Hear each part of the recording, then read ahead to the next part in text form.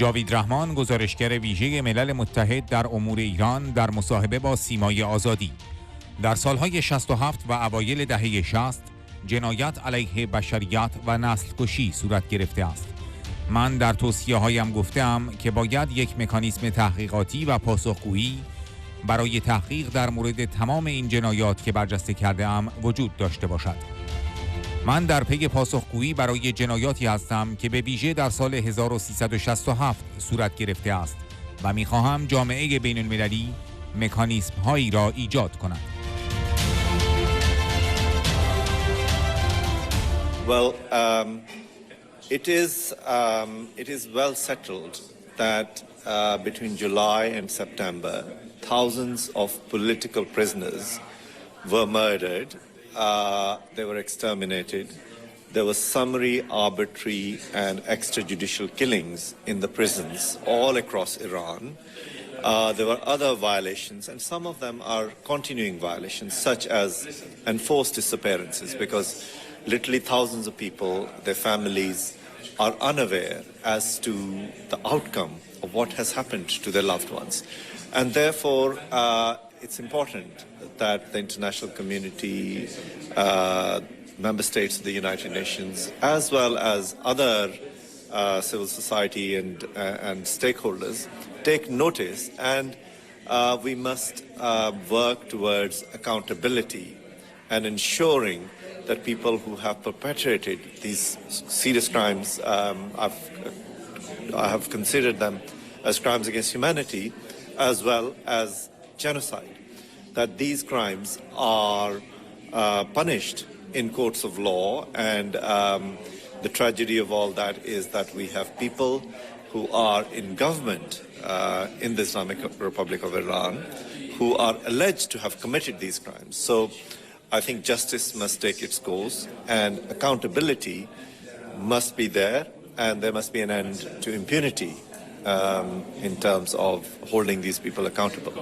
I think that there were many reasons why we were not fully made aware.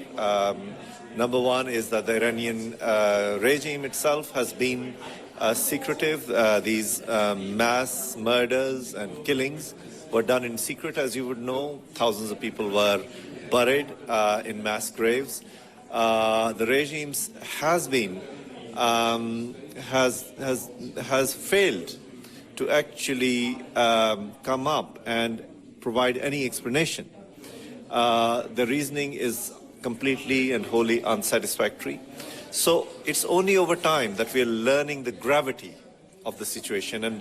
And one key evidence is the mass graves that we are concerned about, because the Iranian regime is and has been trying to conceal its crimes through, destroying these mass graves.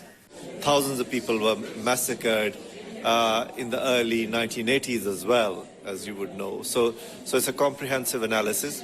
But if I was to summarize specifically on 1988 and early 1980s, I would say that crimes against humanity and genocide were committed. There is the continuing enforced disappearance issue, which the international community has to address. And I am seeking accountability for the crimes that were committed, particularly in 1988. And I want the international community to set up some mechanisms. My job is, obviously I'm not a court of law, but I can provide the evidence that there is in terms of my submissions and my understanding. And therefore I hope that the Human Rights Council would set up an investigative mechanism which would preserve all of that evidence for a court of law to make a decision on that. That's one way of taking this matter further, perhaps through an international court, ultimately as a court of law which can decide, right? The other avenue, disappointing as it is turned out to be recently, is the issue concerning Mr. Hamid Nouri, who was convicted in a court of law. The court of law looked at all of the evidence, and we believe that the trial was fair. It was in a Swedish court. It was upheld in a court of law. And people had very high hopes that ultimately there would be some semblance of justice and accountability. But it has been very disappointing that it has been a governmental decision.